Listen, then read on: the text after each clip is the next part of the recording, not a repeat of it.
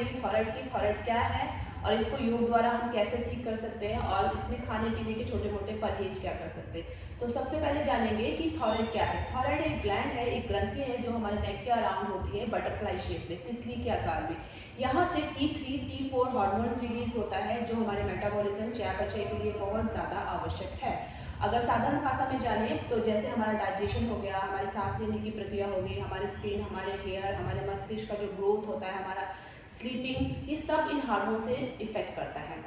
तो देखिए जैसे अगर ये हार्मोन्स बहुत कम रिलीज हो रहे हैं तो उसमें हमें हाइपोथायराइडिज्म हो जाता है, और बहुत ज़्यादा रिलीज हो रहे हैं, बहुत ज़्यादा बन रहे हैं तो उसमें हाइपरथायराइडिज्म हो जाता है। यानी ये हार्मोन्स का बहुत कम बनना और बहुत ज़्यादा बनना दोनों ही सही नहीं है।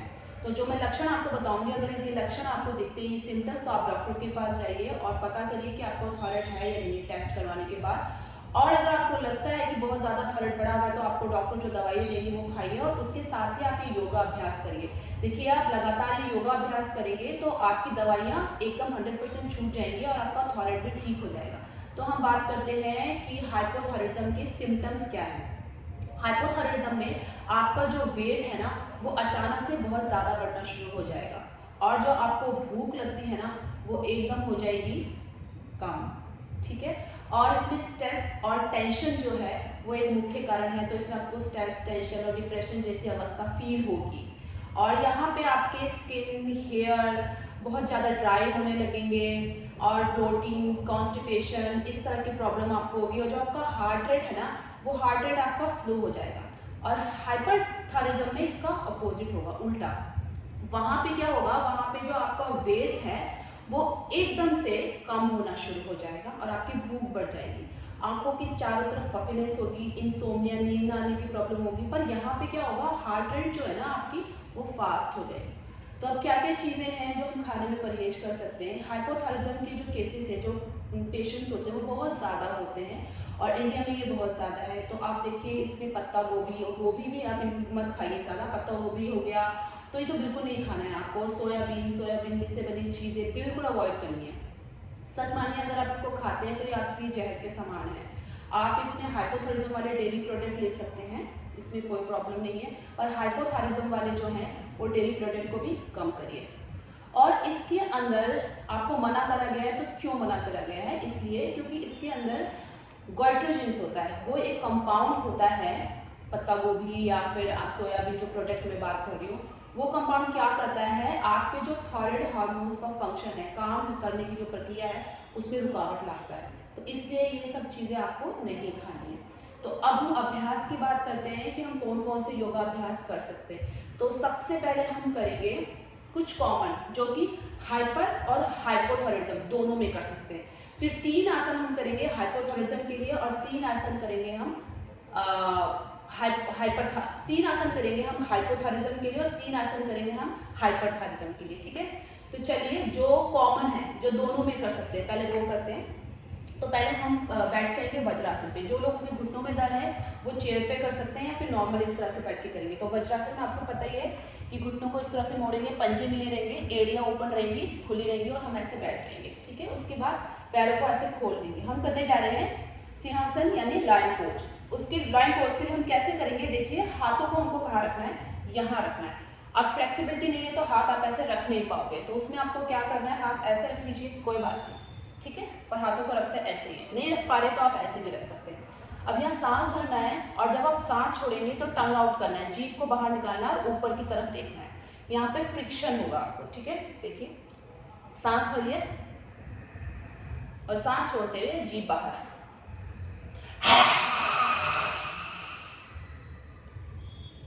एक बार और करेंगे, सांस भरिए,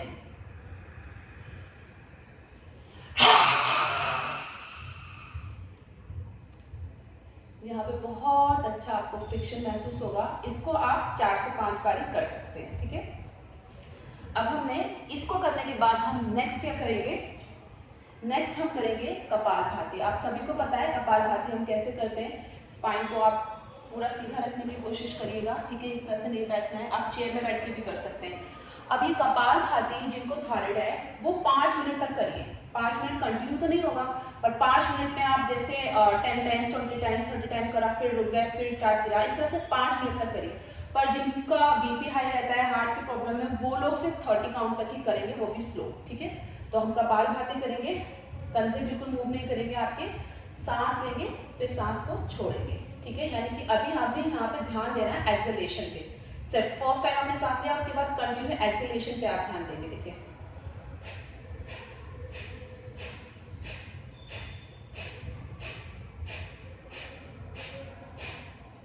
ठीक है, फोर्सफुली एक्सलेशन। आपका टमी जो है इनसाइड अंदर की तरफ जाएगा जितना आप लेके जा सकते हैं। कपालभाति तो वैसे आप सभी को पता है किस तरह से करते हैं। कपालभाति करने के बाद नेक्स्ट जो क्रिया करेंगे हम वो है ब्रह्म मुद्रा। ब्रह्म मुद्रा में नेक का मूवमेंट होगा। तो यहाँ पे हमको कैसे करना है, इस तरह बैठ जाएंगे, हाथों को अपने पैरों पे इस तरह से आराम से, शोल्डर रिलैक्स करिए, सांस भरिए और सांस छोड़ते हुए नेक को लेके जाइए सीधे हाथ की तरफ। बिल्कुल स्लो मूवमेंट होगा ये, धीरे धीरे। फिर वापस आइए सांस भरते हुए और यहाँ छोड़ दीजिए। अगेन सांस भरिए और सांस छोड़ते हुए यहाँ चले जाइए।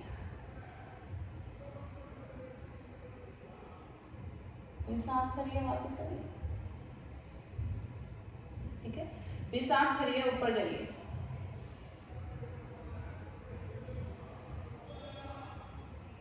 और सांस छोड़ते हुए वापस।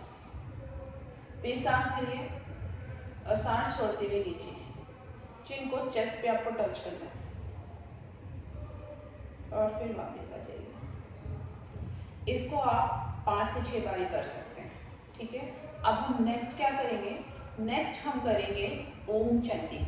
ठीक है, हमने सिंहासन किया, लाइन पोज किया, उसके बाद हमने कपालभाति करा, अब हम ओम चैंटिंग करेंगे। देखिए ओम चैंटिंग करने से क्या होगा, ओम चैंटिंग करने से आपका स्ट्रेस रिलीज होगा, आपको पीसनेस और कामनेस फील होगा।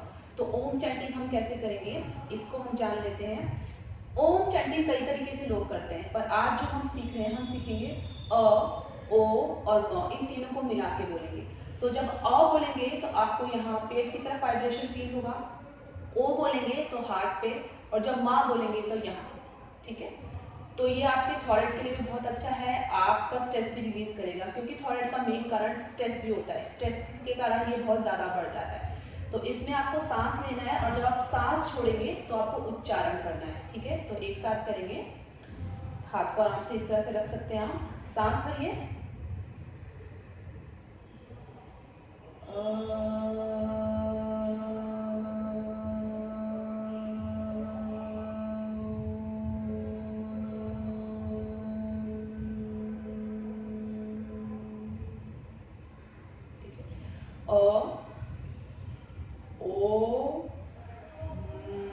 जब आप करेंगे तो यहाँ पे वाइब्रेशन। एक बार और कर लेते हैं, इनहेल, सांस भरिए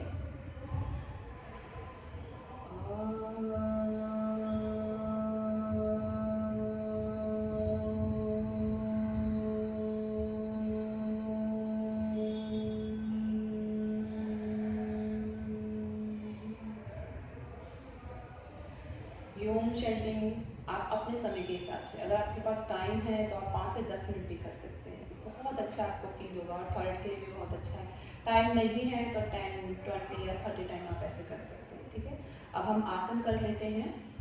आसनों में हम 3 आसन करेंगे जो कि हाइपोथायराइडिज्म के लिए है और 3 आसन करेंगे जो कि हाइपरथायराइडिज्म के लिए। तो पहले हम करते हैं हाइपोथायराइडिज्म के लिए। जब आप हाइपोथायराइडिज्म के लिए आसन करेंगे तो उसमें आपका चिन चेस्ट की तरफ आएगा, ये दबेगा। ठीक है, जब आप आसन करेंगे हाइपरथायराइडिज्म के लिए तो ये ऐसे जाएगा, स्ट्रेच। ठीक है, आसन करते हैं, थोड़ा फोन कैमरा को पीछे रख लेते हैं हम इस तरह से। ठीक है, यहाँ ताकि आसन आपको अच्छे से दिख जाए। चलिए पहले हम शुरू करते हैं हाइपोथायराइडिज्म के लिए। तो हमारा जो पहला आसन है वो है सेतु बंध आसन। इस तरह से आप लेट जाएंगे। ठीक है, पैर भी घुटने आप मोड़ लेंगे, जितना शोल्डर में गैप है आप उतना गैप कर लीजिए। आपके हाथ की जो बीच वाली उंगली है आपकी एड़ी पे टच होनी चाहिए, इतनी दूरी पे होनी चाहिए। ठीक है, यानी कि डिस्टेंस आपको पता चल जाएगा। अब सांस भरते हुए आप अपने हिप को ऊपर करेंगे और आपका चिस्ट चैन की तरफ जाएगा, जब आपका चिन जो है चेस्ट की तरफ जाएगा, ऐसे। ठीक है, धीरे धीरे सांस भरिए और हिप को अप करिए। शोल्डर कंधे अंदर की तरफ करते जाइए, ठीक है, इस तरह से।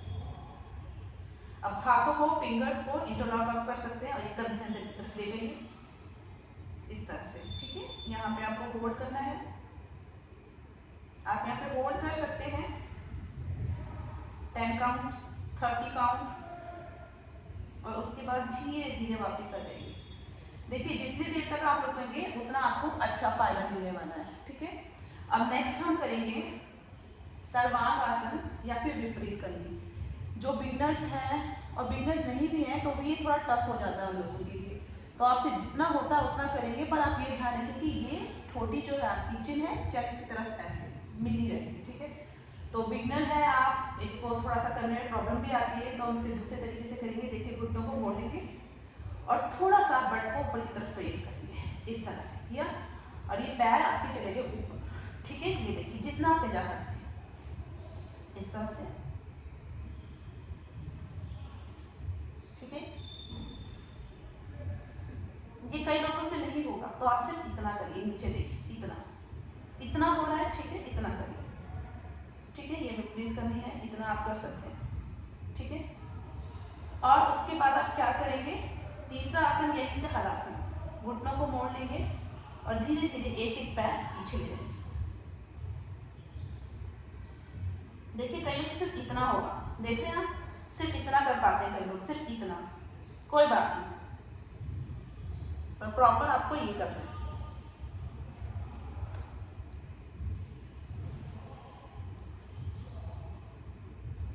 फिर घुटनों को मोड़ना है और धीरे धीरे वापस आ जाना,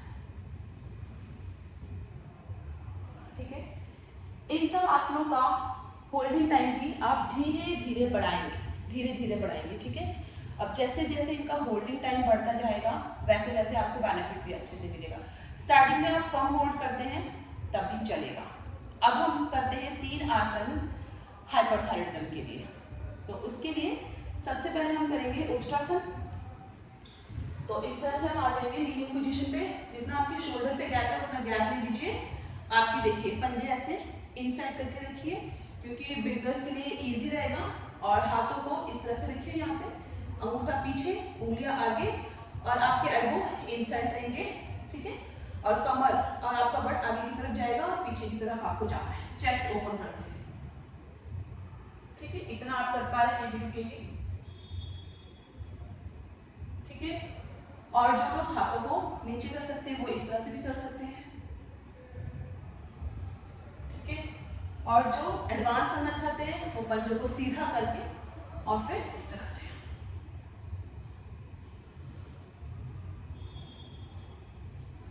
धीरे से वापस आ जाएंगे। इसमें भी 10, 20 या फिर 30 काउंट तक आप रुक सकते हैं। दूसरा आसन करेंगे हम भुजंग आसन।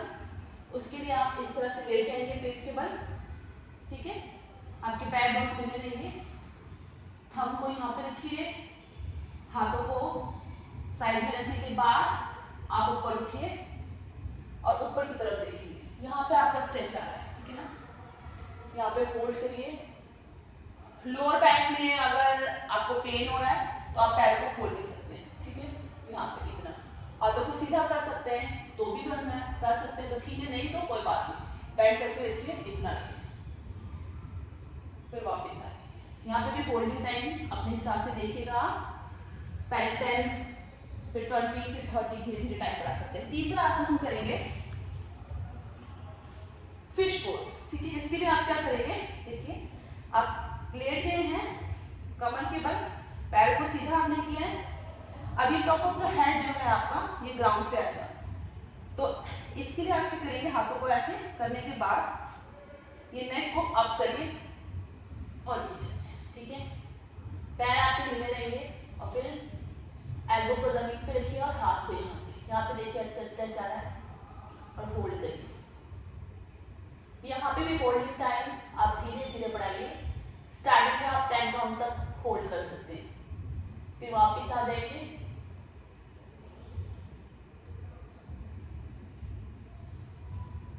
ठीक है। तो ये सारे अभ्यास आप अगर करते हैं तो आप 100% थॉयराइड आपका ठीक हो जाएगा। और ये जो परहेज मैंने आपको बताया खाने पीने में, ये आपको करना है। और देखिए हाइपोथायराइडिज्म वाले कॉफ़ी, चाय और जंक फूड, फास्ट फूड बिल्कुल नहीं खाना है आपको, क्योंकि आपको अपना लाइफस्टाइल चेंज करना है, तभी ठीक होंगे आप अच्छे से। और आपका स्लीपिंग पैटर्न बहुत अच्छा होना चाहिए, यानी टाइम से सोना है, टाइम से उठना है। अगर आप इन चीज़ों को फॉलो नहीं करते हैं, चाहे आप दवाइयाँ खाइए, चाहे आप योगा अभ्यास करिए, वो कभी ठीक नहीं होगा।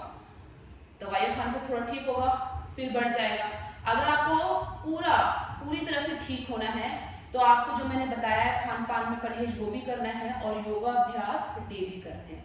तो अगर आपके लिए ये यूजफुल है वीडियो तो दूसरों से भी शेयर करिए, जिनको ये प्रॉब्लम है वो भी ठीक हो सके। मेरी वीडियो को लाइक करिए, सब्सक्राइब करिए, ताकि मुझे भी कोई मोटिवेशन मिले कि मैं भी इस तरह की वीडियोस और बना सकूं। Thank you so much, love you all. फिर मिलते हैं नेक्स्ट वीडियो में। नमस्ते।